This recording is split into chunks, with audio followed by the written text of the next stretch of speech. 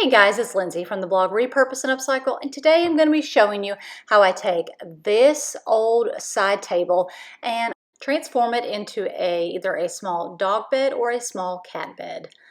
So the first thing I'm doing is I am removing the two drawers, and then I've got to remove the inside what the drawers sat on. And you can see this is an older side table that has pretty good wooden construction. So I'm having to go in and physically cut some of the wooden construction pieces out, the pieces that the drawers sat on. So you can see I've disassembled them, and I'm just going to pull them apart.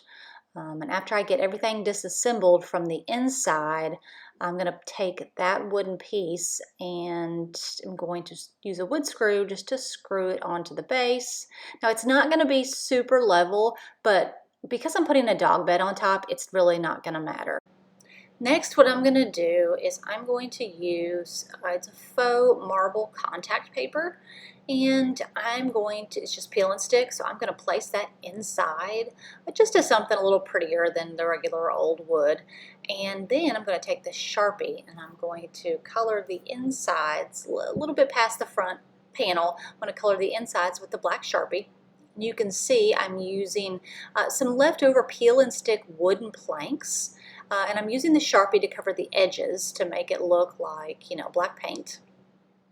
And I'm stacking them kind of like outside siding. And the peel and stick wood planks, they're the same ones I used for the drawer fronts. So I was hoping that would kind of tie it all together.